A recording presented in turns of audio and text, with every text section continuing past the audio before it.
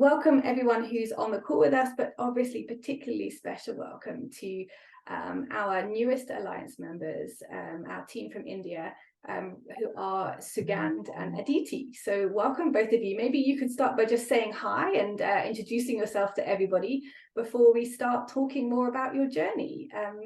Who's going to go first? Sugandh, shall I come to you first? You're first on my screen, so I'll come to you first. Let's start with Aditi. Yeah. Hi, everybody. This is Aditi joining in from India.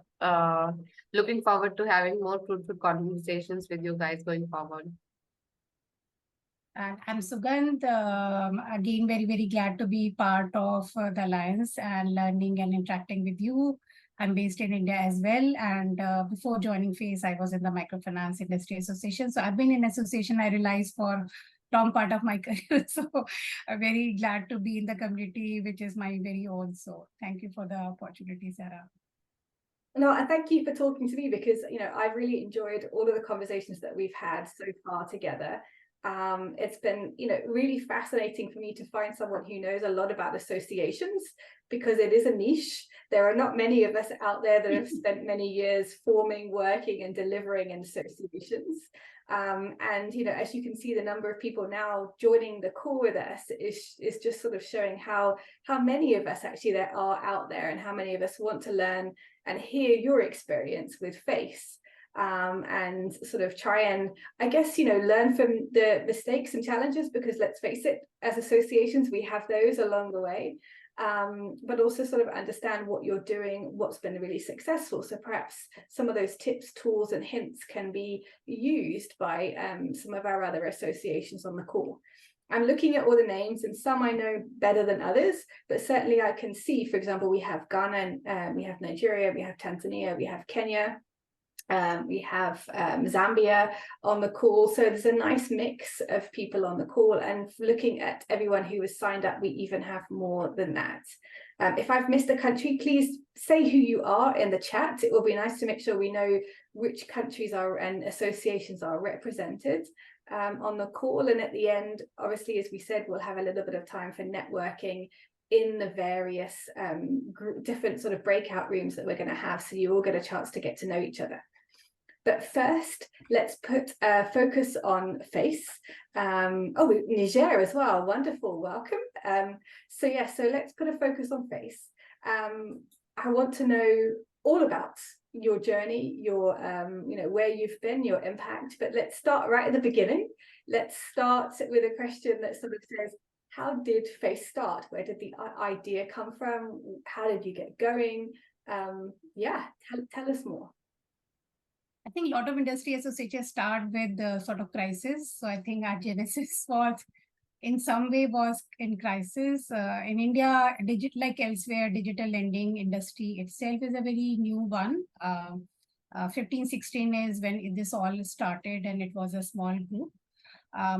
But the success has many, attracts many, unscrupulous player in the market. And we saw sometime in 2019-20, suddenly, plethora of illegal lending app. Many of them were from cross-border, territories, normally recognized by India as hostile.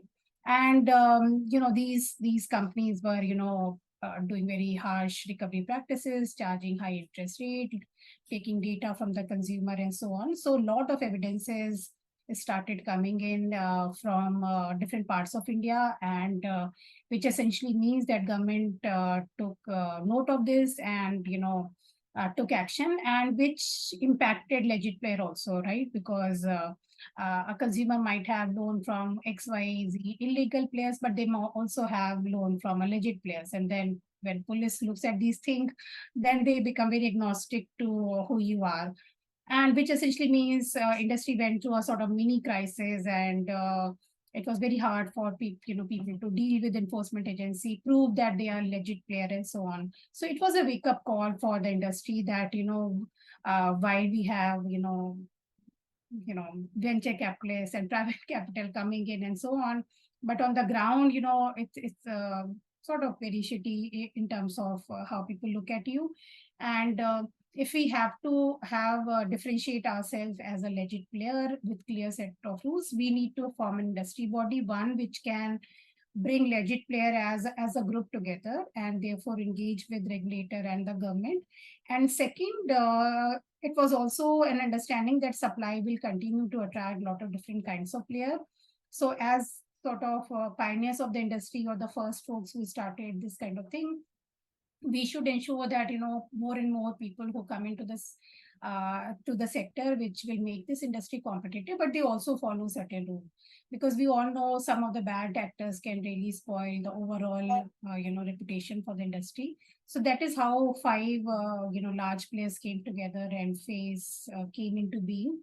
And Today we are about nearing 50 plus membership in terms of fintech lenders, and covering roughly 80% of the business volume in the fintech lending. So this is where the genesis is. If Aditi wants to add anything, you can do that, Aditi, because she's the one who came for the first person to join phase as a member. No, that's good. Quite detailed. That's a lot of coverage, 80%.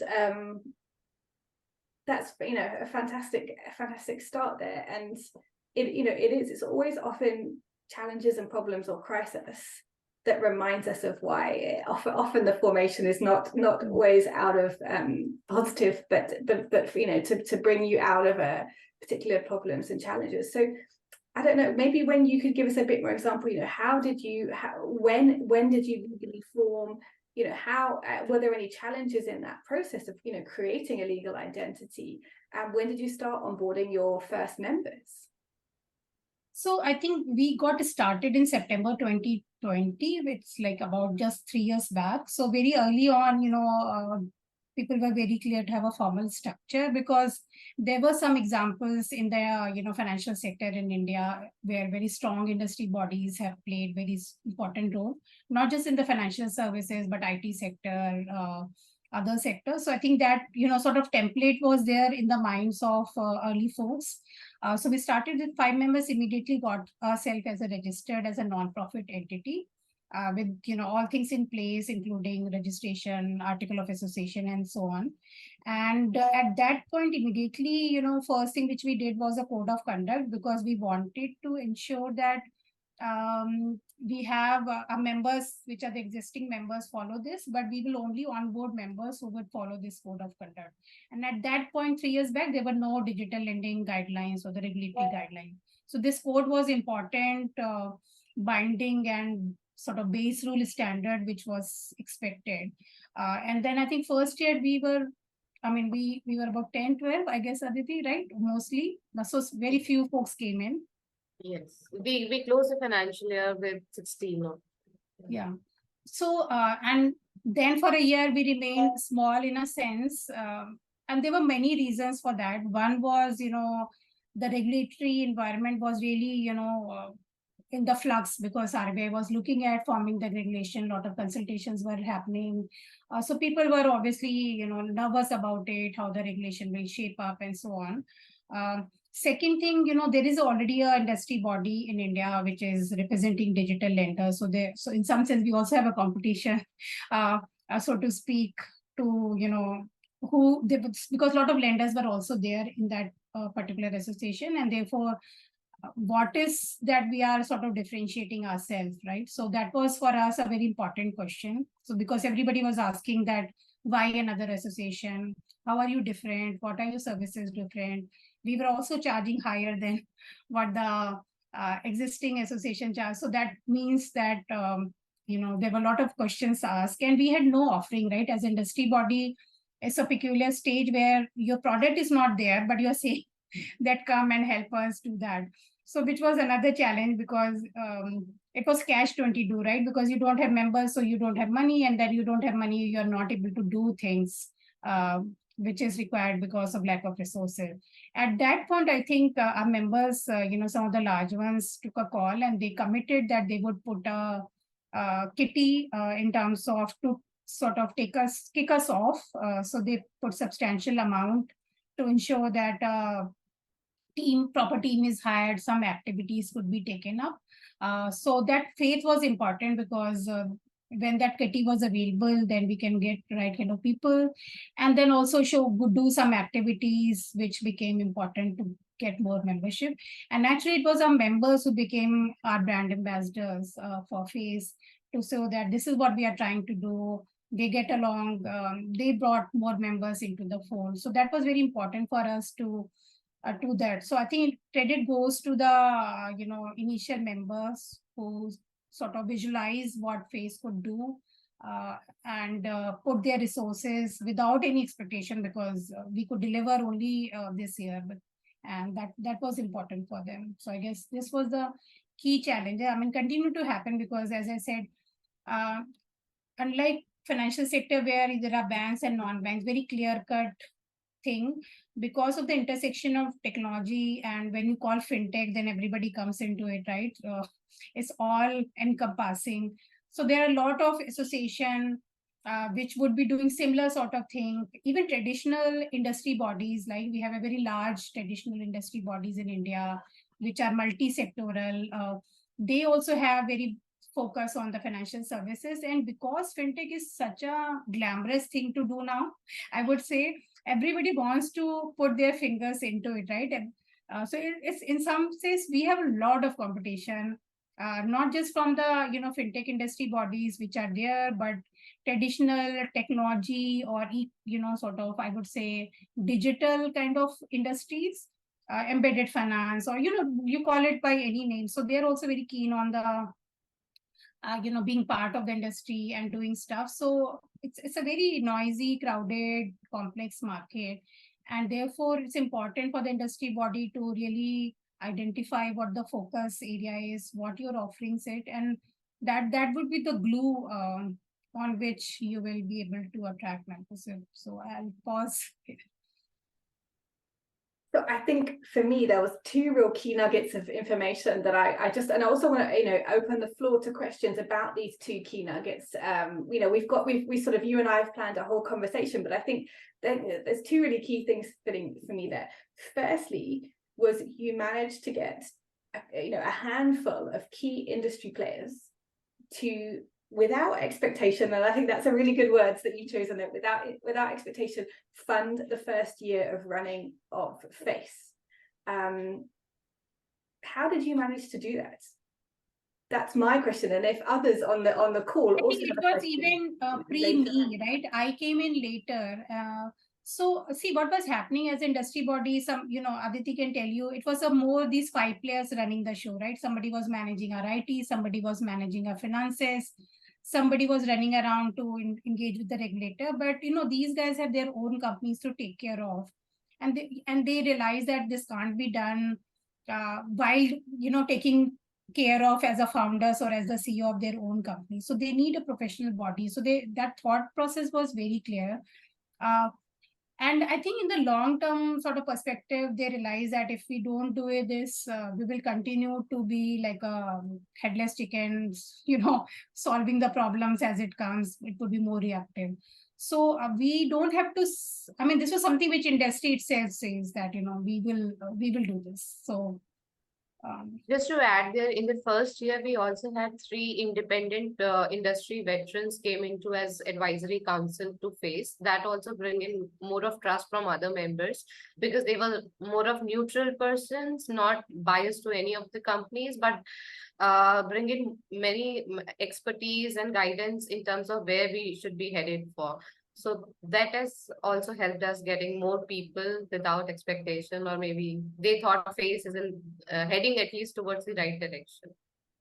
Because I remember, and I'll be very honest in this group, when I remember I was interviewed and I said, what kind of money is there in the coppers? Because, I don't want to come in something without having visibility that, how would I meet the expectation that you all have? So then I guess all the people got they took the commitment, these independent directors, that we should commit some resources, only then we can get the talent that we need and do activities. So it was very plain talk in that sense, because you should not be apologetic about it, right? You need money to do things. And I mean, so it was made very, very clear. Even now, when we engage with members, a lot of time people try to negotiate and so on, kind of thing. But we are very honest about it that one, we don't want to be dependent on one or two member, because if they give disproportionate money, then obviously you will only work as their organization, which is not good for the other players or not for the industry body. And if you want to industry body who can meet your expectation, then think of it as your investment. So they are our investors. So if they want us to do things, they have to invest in the organization. Thank you so much, because I think there's I know a lot of the associations and the people on this call, which is one of the joys of doing my job, and chatting with and understanding what's happening in all the different associations. And I can pretty much say that the majority of people on the call are likely to be smiling when I say that they're all in a similar financial challenge, trying to figure out that business model, and trying to get that first bit of funding in, right? Often it's the first bit that comes in that can be most challenging, because it's difficult. I often refer to it as the chicken and the egg. You can't do very much without money. So how can you convince people to pay membership fees or to be part of it? And I love the fact that that the bodies, by sort of finding a handful of key bigger players in the sector, trying to have them decide that they need a body to represent them, their issues with the regulator, and give the wider industry a voice, but also a better reputation. I think there was also something there as well, what you said. But alongside that, bringing in industry veterans, I think having brand ambassadors, having people who are well known and respected in the industry, bringing them on board brings that sense, you said that, Aditi, of confidence, of and also a little bit of maybe independence, because that is, I think, something that we struggle with as well when we're thinking, if you get one big sponsor, one big bank on board, is that bank then going to influence the activities of the association? With just one, you can start to go away from that being non-biased, that holistic nature that the industry view is really, really important. So I really love that you picked up on that there. And team who are listening, if you've got any questions, feel free about this in particular, feel free to pop your hand up or put them in the chat, and we will get round to them and answer them. Because I think this is a key stumbling block for many, and it's not fun. It's not fun, and I say this from experiencing the same thing with Alliance. It's not fun to be without the funding that you need to do all the amazing work that you want to do. It's also not fun having to try and find those funds all of the time. So the easier we can make that aspect, I suppose, is the better. And I think industry wanting to be part of a body and is a really good start to that, to see it as an investment, an investment for their company's future growth. And sort of if there's an industry body that's doing well, then that should make their lives as an operator easier. One would hope they will see those sort of benefits, and we'll come back to what benefits they've seen, because I think that's an important thing too. But so you talked about it being in a noisy and crowded area.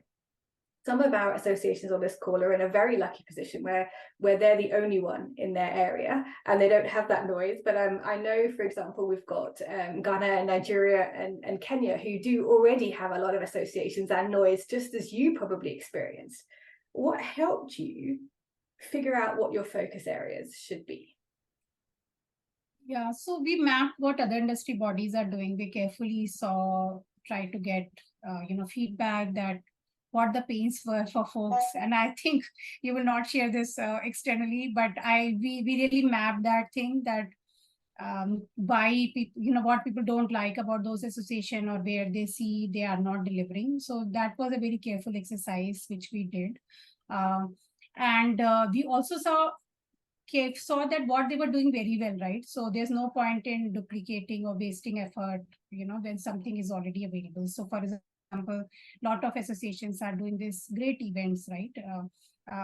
So India, I feel there are so many events happening. How do people manage to work, because all the time you're attending event? But nevertheless, so we saw a lot of that. So we said that let's not get into, because we will not be able to compete there, right? These are very evolved events. It takes a while for event to find a place. So we said no to something which was available in the market, but we very carefully identified the gaps. So for example, one gap which we identified, that public or data about the industry was not available. I mean, there were a lot of nice reports from McKinsey and BCG types, which were talking about future 2020, whatever $1 trillion investment, but hard data in terms of what is happening in the industry on a regular frequency was not coming. So we saw that as a very clear gap in the market, and which only industry body can fill it, because bureau will not share this kind of data with anybody. You can take this, you have that trust with members that they share this data. So we started doing that very well, and within a year we were extremely successful, that these reports are becoming kind of taking very high media attention, very high regulatory attention, and it helps us to engage with regulator on a more frequent basis. So that is one example where we saw a very clear gap, and I think we are so ahead, right? So now I know a lot of other industry bodies looking at these things, but we sort of took a first mover advantage to fill that gap particularly well. Similarly, there was this issue of illegal lending app in India, which was very, very problematic, not just for the regulator and the government, but our members also, because these apps with millions of download were eating their market. Somebody who would have gone to these players was going, and they were spending huge sum of money in advertising to get this customer. Again, it was a lot of hard work which was required to go to these app store, identify this app, reporting them to Google and other places. Though we had no resources, as I said, we are a very small team, but we thought that it's a big pain for the industry and nobody's doing it. We will take it, even if it means really stretching our bandwidth. Aditi has been there. I think we spent even today at least 2 days of our work in terms of just cleaning up this particular problem. And at times it was very, sort of overwhelming for us. We'll get hundreds of such apps, and just scanning them, going to each app was, humongous task. And we talk, of course, to help from our members initially, and then obviously we learned how this has to be done. So again, this was something which gave, initially it was very, very demanding, but it now gives us huge mileage, because we know the problem statement very well, and we solved the problem, to the effect that we can show that 12 months back, there was 70 or 80% of the apps were illegal on the App Store. Today, if you go, they are not even 10%, right? They keep coming, but very quickly we are able to remove them. So it was something which is very quantifiable thing, and we can demonstrate that what value we have brought to the industry.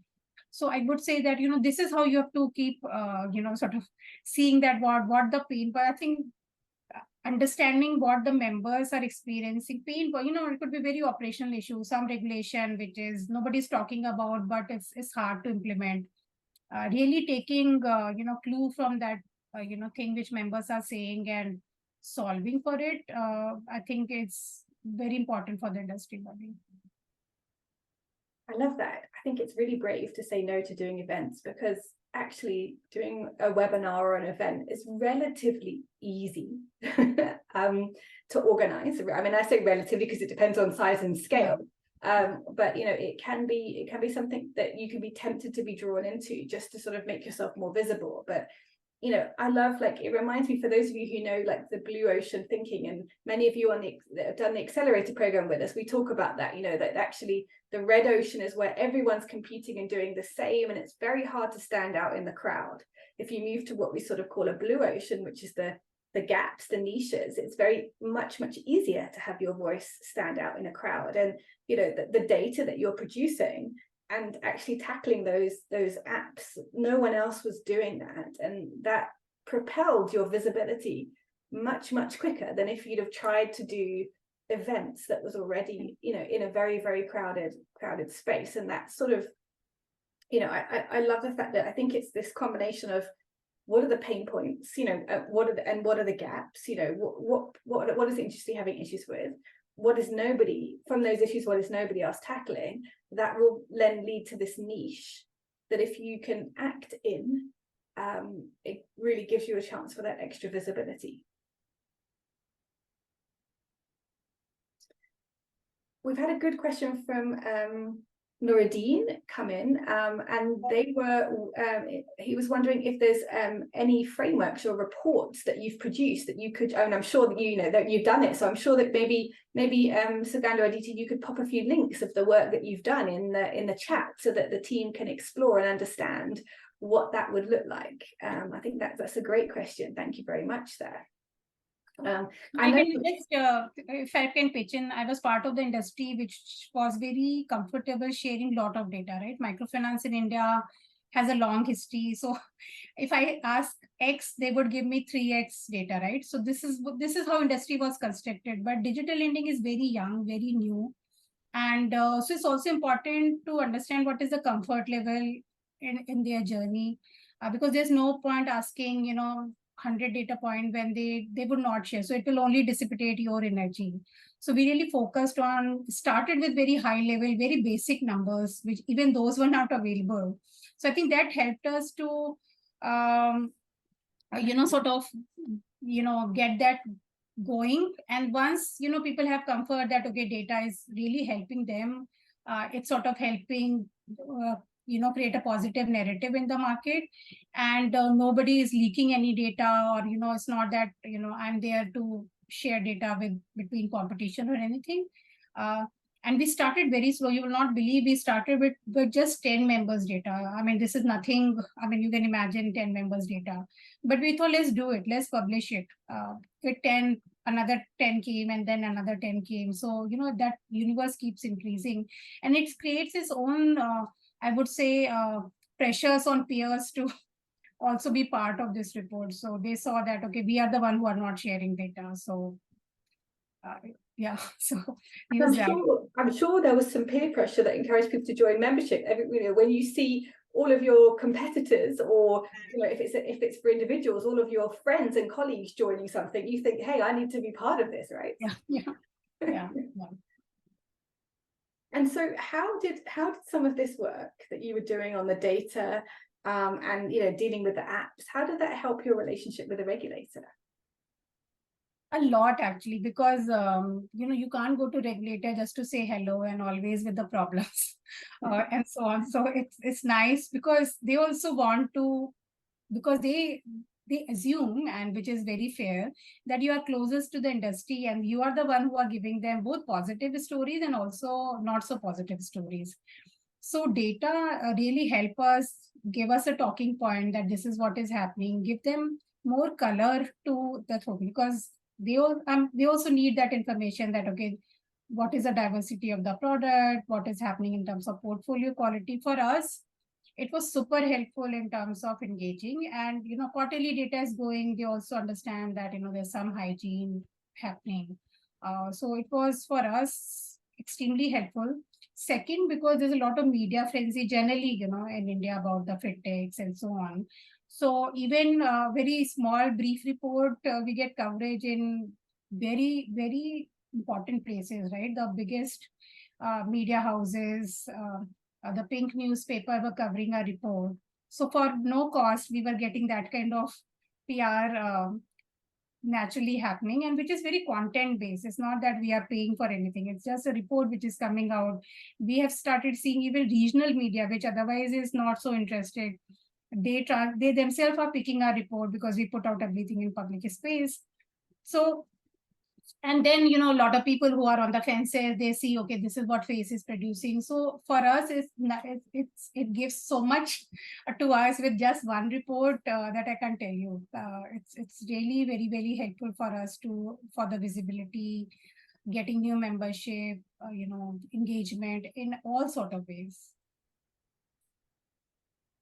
I mean, I think that's great, isn't it? Free PR. I mean, and when it's good PR, like none of us want bad PR, but free PR is amazing, and it just shows that you wouldn't have got free PR most likely from the events that you were holding, but by producing something that actually was missing, that many people were going to find interesting, not just the industry, not just the industry leaders, not just your members, not just the regulator, but actually even the wider public.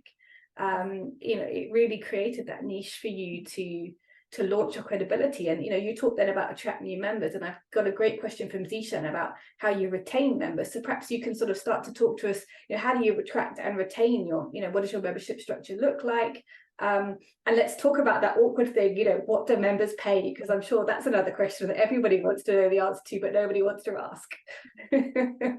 So again, we tried to differentiate or distinct ourselves from other association, where we said that we don't want to create a class structure or hierarchy in the membership, because we thought it creates different kind of conflict and grouping, so to speak. So we said we'll keep it very simple. Just all the members have same rights and privileges, but we realized that there are some very large players, and then there are smaller players who cannot pay similar, and it's unfair, right? That large players can pay more, and whatever we do ultimately benefit large player more. So by that logic, we have something called a ratio which is linked to their business, which is disbursement as a proxy. So they pay based on their disbursement value. And then we also have a floor. So minimum still we ensure that it's not less than 3 lakh, which is roughly, I don't know, Indian dollar, maybe other you can check. And then there's a maximum. So nobody pays too much to dominate us, and nobody pays too less. So which I think is a good mechanism to ensure that, there's more participation. In terms of retention, I think what I saw that once people are in and they see us for 3 to 6 months, they see the value and they see the effort, and we try, even though we have very limited resources between me and Madhiti, we try to solve their problems as much we can do, right? Sometimes we are not able to solve it also, but at least listen to it, try to solve it. That also helps, because, they see that, there's sincerity and honesty to support members. So I think that has helped in terms of, retaining, I guess. Yeah. And thanks for sharing those figures there, Titi. I mean, they're not small figures. They're actually quite large. And I know some of our members have been debating, how much you can charge an individual or an association. And so it's clear, from your experience so far, that finding the right amount, but also balancing that with making sure you deliver, is a key to continuing to in people to continue to pay those membership fees. Yeah. What would your members, if they had to sort of list a set of values, what would you say that, and benefits, what would you say sort of that they would say? So I tell them that it's not transactional, that, you paid 3,000 rupees and you will get back something in the 4,000 equivalent of it. This is not that kind of relationship, so we are very upfront about it, that what we are doing is for the industry and the ecosystem. And if ecosystem is robust, flourishes, you will also flourish. So I think that we don't want to give them promise that, you give us 3,000 and we will give you this. So it's more like a kitty they put in. We will work for you on the policy side, whatever you pay. So if somebody say that this is an industry issue, not the narrow your own issue, we are not there to solve your company problems. We are there to solve the industry problems. So I think that we keep very upfront. And we also try to be very equitable. So for example, if you get sponsorships, or say speaking slot in the events, we try to distribute it more to the smaller members, because they don't get that kind of, opportunities. Even in the media, we try to get their quotes so that, it's evenly distributed. So people see this as a value. And more importantly, it's more about, that solidarity, that all the people come together. Every fortnight, we have this exchange. People really value it, because at one place, all the 44 people can come together where they talk about issues. They feel that this is very good, thing to happen. And I think that sort of, solving their problems help us to, keep them happy and engaged, is what I would say. Just to add here, like one of the members recently quoted in one of the meetings that industry association comes very handy and helpful when there is a crisis in the industry. So we have to keep investing in the industry body. So maybe that's a kitty that they're putting in and they don't want to use it at all because that would be a time of crisis or So you're some sort of you're kind of an insurance policy as well. I love that though. I mean, and I really think that it's important. We can get really drawn into thinking of association membership as, you know, I will pay this amount and in return I will get these financial benefits. And you know, I think that's a very difficult equation to drive and prove and to deliver on. You know, so I think the idea is, you know, seeing it as an investment, as an insurance, as this idea that if the ecosystem flourishes, it's a much more healthier, sustainable way to sort of think about belonging to an association. And that, you know, maybe you don't see any benefits in the first 6 months, but you will see them, you know, in the future, you know, changing the ecosystem, stimulating the ecosystem, changing policy and regulation. We know those things do not happen overnight. And so, you know, actually it can take a little bit of time, perhaps, for people to maybe quantifiably be able to say what a benefit of an association is. But one would hope that they can feel the benefit of being part of a community and being listened to and then learning from other people. That's something that people can begin to feel almost instantly. And I've sort of got a very practical questions. How do you communicate with your members? You know, what sort of, I mean, you talked about this fortnightly exchange, you know, do you use some sort of WhatsApp? Maybe Aditi, you want to sort of talk about it? So we have regular frequent interactions like fortnightly. Apart from it, regular mails. We also have a WhatsApp group where all the members, like key person of the member companies are there. So for a quick chat or opinion or anything, we reach out to them over WhatsApp. And it's an open house, like not only us, if anybody else has a problem, they can post it there and get their peers' feedback there. So, and apart from it, we also have some groups based on the relevance of the topic. Like if we are working on a particular project or a paper that has to be presented to the regulators. So we keep like a smaller working group and we hold meetings for them. So it's quite an often frequent interaction that we have with members. Okay, great. So sort of, you know, there's an open reach to everybody, but there's also sort of smaller, like kind of working groups or discussions that, you know, for particular projects.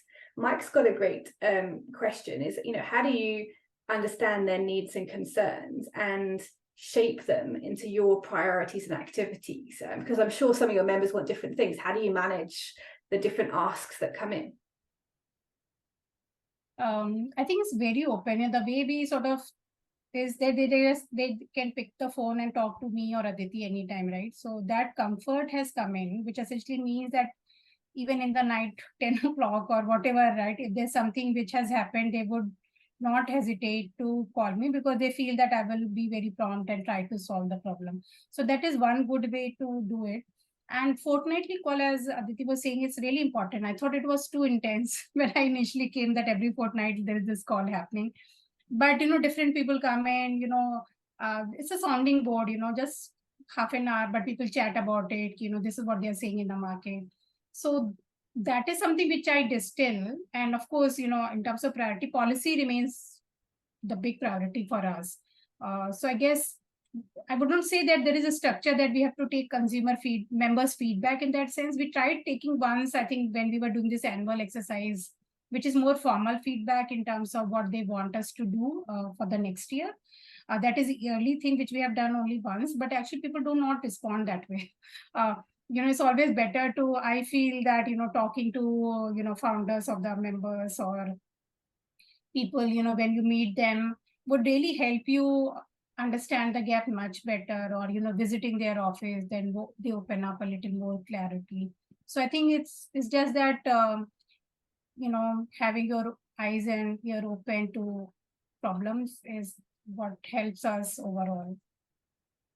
I'm smiling because every time I speak to you, Sagan, you know, you make me feel slightly better about some of the challenges I have running the Alliance, because recently I sent out a survey and I'm still chasing people 3.5 weeks later to complete the survey. And I just think, gosh, is it me? but it's actually really fascinating to hear that, you know, maybe sort of they don't work, you know, maybe we, you know, the idea of this sort of informal exchange and actually the building of relationships, because, you know, like, you know, both of you, I have calls at, you know, weekends, all sorts of time. My WhatsApp never seems to stop pinging.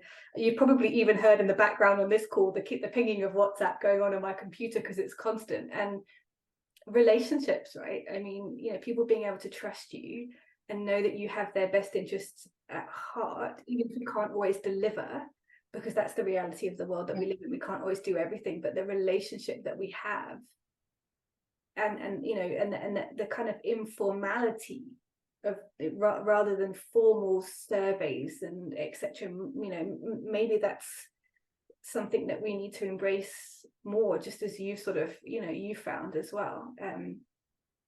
Maybe I sometimes wonder that when I send a formal mail and, you know, nobody respond, even though I feel that this is a critical one, but everybody is reading everything. So if there's some priority, you will hear people. So if perhaps the response is not coming, maybe this is not something which is a priority for them. So I guess we have to also use people not responding as something as an indicator that this is not something which is a priority. I think that's really interesting. Sort of a little bit of emotional intelligence comes in there as well as reading between the lines. If someone's not replying to my email, then it's obviously not very important to them, because let's face it, right? We all have so many emails, WhatsApp, papers to read, webinars to go to, events to do, things to deliver, that we're only going to make time for the things that are actually really important. So we need to sort of make sure that our activities are somehow also tied with that sense of what is important for the industry too. I really like that. And I'm also really keen, you know, everyone on the call, you know, would you like us to sort of, as the Alliance, think about pulling you, you know, into these? I mean, you know, maybe 2 weeks is too much. I don't know, maybe at least having a monthly just social call between members to just discuss some of the challenges, issues, successes that you've been having as associations. Quite an informal, maybe sort of, you know, call. If you think that would be a lovely idea, ping me in the chat or give me a thumbs up or something, so I know that you are interested in that, and I can also start bringing that concept to the Alliance. That's a great idea. I'm going to steal from you there, Suzanne. I mean, and I think this is one of the really important parts of this sharing that we're having with each other is sort of, you know, oh, I'm struggling with this, so we've tried this instead, and that kind of learning between each other that we can have, I think is really, really key to sort of making our associations as successful as they can be. So we've met both of you. Are there any other staff at FACE that we don't know about? And also maybe you can tell us a little more about your board. Yeah, Aditi. We have just one more person who works with us, more of communications and PR. So currently these 3 people are there. And for board, we have a 5-member board, in which 3 that I previously mentioned are the industry veterans or the independent directors who comes with background from different government, non-government bodies or banks of India. And then we have 2 member directors represented by the member companies. Initially they were from the initial 5 or 6 key players that we had, 2 were nominated by them. And this year we had a detailed election and a voting for them. And just like this month only, we have like there are 2 new members who have joined us, and they have come on board through the elections. So that's the board. Great. So a real mixture of, you know, sort of skills and talent, you know, I would imagine on your board, you know, having the 3 who are kind of independent and not part of you know, directly the industry, and then 2 who very much can bring the industry view to give you that balanced direction to move forward. And in those 2 also, like, the differentiation is quite clearly there. One represents more of the regulated entity with an in-house platform and or NBFC that we call it in India, and one comes from the experience of a platform or a marketplace. So that becomes like the whole representation of the industry. And it was very nice because, you know, we just had first election because 3-year term was there, and it was nice of the existing board members, while they could have contested again, they said no, they want new people to come in. So they decided not to contest. For 2 seat, we had 8 people coming forward, which itself shows that people are keen to contribute for the association and take the responsibility of leadership. It was a election which was very contested. So election becomes very interesting because it sort of people talk to each other, who is winning and what to do and so on. So it was good, sort of, I would say, fun way of creating some excitement within the membership about the whole process, which was most transparent and most well thought out within clear election rules and everything which we followed. But there's a lot of excitement about it. So I think these things are also good because people see that board position is something which is filled in a transparent way. When people stand up, they also bring new people, come there, new idea, which is good for the industry body, because otherwise you get stuck in the same old thought. So and I like that, sort of there's a challenge of too many new people coming in and you lose the memory, but too few coming in and you stagnate. So sort of it seems like there's a nice sort of combination of those things. New blood, new talent. I'm curious, how did you get so much excitement? Because I know some of the teams, and Eric has put a question in there as well. Sometimes it's been really hard to get people to want to be on a board, especially at the beginning. What generated that? I don't know. I was pleasantly, because we had no precedent. I was pleasantly surprised to see so many candidates, and even after we had a deadline, there were people asking that if we can contest. I think what happens is, as a board, you get more chances to engage with the regulator. So I guess for a lot of companies, that's a very direct incentive for them. Of course, visibility, because you speak on behalf of FACE, you engage. So I think there was very clear benefit to be part of board, and that is why you saw that coming. I guess that is because people see that as a face, it perhaps our body will become even more important, and I should be part of that. Or maybe we just said that members don't have any class or distinction when they join FACE now onwards. To drive important factors, it's only the board that can drive. So maybe that was the interest of members, to be in the key important decision maker positions there. I like that, sort of there are clear benefits to being on the board, driving how FACE moves forwards, visibility, the ability to have that, sort of time with the regulator. I think there's got to be, often board positions are, you need well connected, influential people on the board, and but to balance that with also, new talent as well in the industry. Talent and time also, right? It's not an honorary position, right? People have to work, and so I think because you can have very well-known person, but if they are not giving you time, then what is the point, right? So. Yeah, I think there's there is a real difficult balance that we have to weigh between. You kind of want to attract sort of senior, influential, knowledgeable people to your board, but they also have to have the time to deliver what you need them to do, because you don't just want someone to sit on your board and not contribute. They have to contribute, right? And so they have to be passionate about your association and feel and want to see it succeed. And that also means some sacrifice of personal time and energy to support you in making in succeeding as well.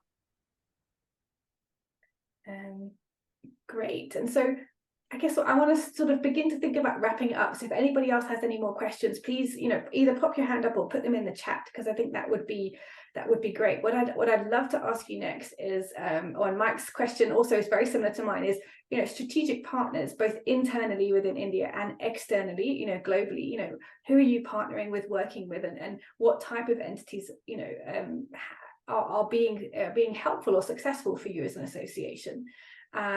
And then my last kind of question for those who are wanting to to sort of know what is coming next, would be what are the key most proudest achievements that you've made so far? So those are my two questions, but if anyone else has got any more, please keep them coming. Over to you, Sugandha. So maybe do the first one, which is around partnerships, collaborations. I think we were very open to any collaboration because we thought we are very small, so anybody who can help us with anything, we were open. In fact, we were the one reaching out to people to help us with certain things. So with the Credit Bureau in India, research agencies like Dora Research, which does a lot of work, Axion, which is a global nonprofit. There's something called Cambridge Institute of Alternative. Yeah. So wherever we reached out and people were sort of keen to this kind of work, CGAP, so we used all those connections to say that help us, and whoever was open and sort of aligned. So we don't want to do somebody else's work, so we were that this is what we want to do, can you help us? So because we never wanted somebody else to decide our priorities, because as industry we want to stay focused. There is, anyway, I can tell you there's so much on our plate that is hard for us to do something which is not a member's priority. So we don't want to do something which members are not keen to do it. So that was the main driver for us. And of course, that strategic alignment is important, So I guess whoever was open to help us with things that we wanted to, we reached out to them, and mostly we got help, not so much in terms of financial resources, because we were not really looking at projects, but somebody who can help us with knowledge, research, networking is something what we always look for. I think it's really hard to approach someone and ask for funding. I think approaching with the needing their support, using their knowledge and skills and things is a much easier way, is an easier initial conversation, and I'm sure if the alignment happens, often the funding to do maybe some of the bigger projects that you might well follow behind on that. And I think it's really important, because I didn't know about FACE until actually I had a conversation with Axion, and it was a result of a paper that you co-authored with them that enabled our paths to cross. And so I think it reminds me of how important it is to work with bodies who already have a reputation and a name and a following. That can be really helpful to A, look for their expertise and knowledge, but also B, to co-author or work with them in some way, because it does spiral your name out in front of their audience as well. And I'm really pleased, for some of you that don't know, Alliance is also having conversations with Axion, with Cambridge Centre, with CGAP, to try and sort of say, okay, we know that they have been in touch with some of you as individually as associations. What I'm trying to say is, hey, how can we do this more collectively so that we all have a little bit more weight, resource, purpose that's joined up, that we can make a greater impact together. But I'm very grateful that the work that you've done at FACE has paved the way to opening some of those doors to some of those conversations as well, because like we all struggle, we need to have some sort of success story to share to be able to open those doors to conversations, or at least a very clear need as to what you're going to be doing. So I really appreciate you beginning to open some of those doors, and I hope to be able to fling those doors open really wide to bring those partnerships and collaborations to many more of our members, and to hopefully bring bigger projects and potentially more resource to be able to deliver on some of those projects. Because I hear you, even though you've got 3 staff members, which I can tell you everyone on this call is already jealous of, because it's 3 more than many of them have, but I can still hear it, 3 is not enough.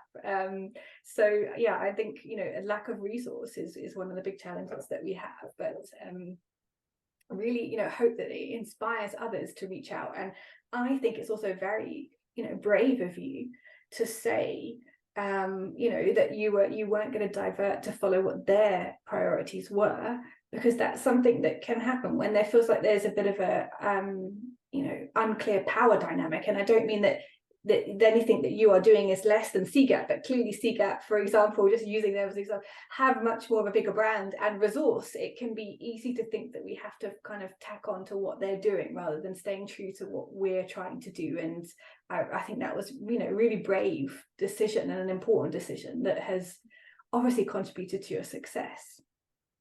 So tell us more. What you know, success wise, what would you say are, you know, a couple of the key things that you've changed in your, or made an impact in your ecosystem? So we are not at all, you know, sort of complacent about what we have done. I think, given the complexity, what we have done is really the beginning, right? So very, very clear about it that, you know, what we have just started, you know, so there's much to do.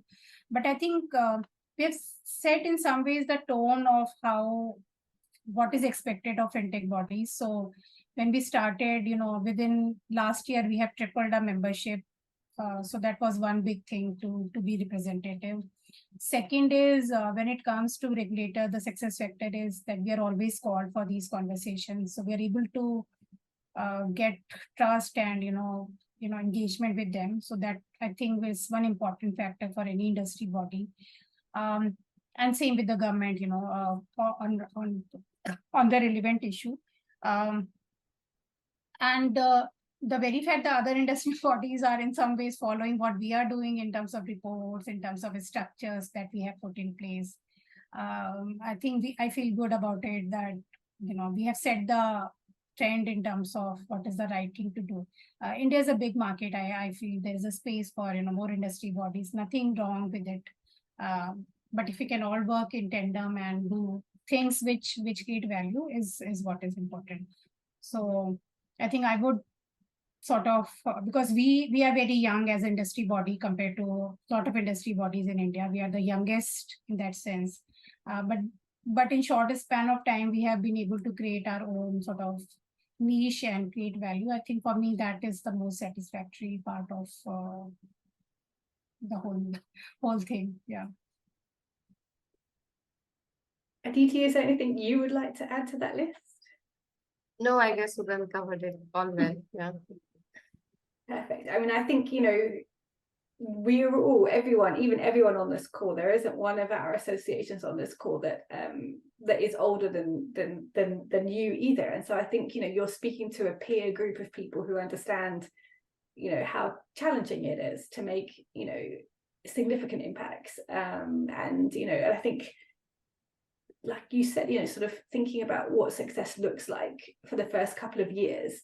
It's not necessarily a laundry list of all the regulations that you somehow influenced, or, it is actually sort of about establishing yourself. Those are the sort of key metrics that you might want to, really think about in the first few years, the relationships that you've built, the credibility, the trust, the following, the membership that you've created, because the other stuff is going to come now, right? I mean, now we're going to start to see, hopefully, but I'm sure very confidently I say that, sort of impact that can be attributed to your work, that's around, financial inclusion metrics, around industry standards, around, market and coverage. So I know I will look forward to sort of seeing your development and growth as we continue.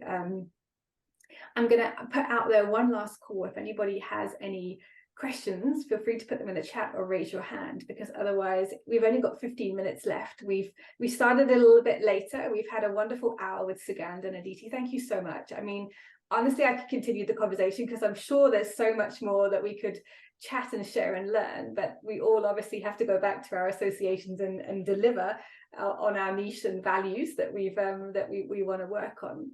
But I've really enjoyed the time, and I really appreciate you sharing candidly and openly, what you've experienced and what your journey is. And I think maybe the last thing that I will ask each of you to say is, if you were to give one tip to everybody on this call about how to sort of start to scale and make your association impactful and sustainable, what tip would you give? And I'll let you choose who's going first. Maybe Aditi.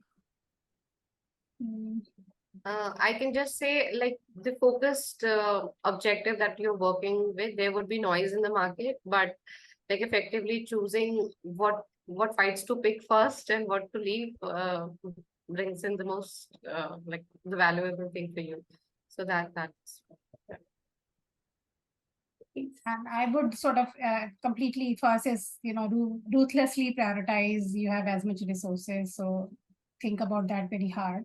And second is, just ensuring that you are what your members are. So engaging them somehow is very important for your success.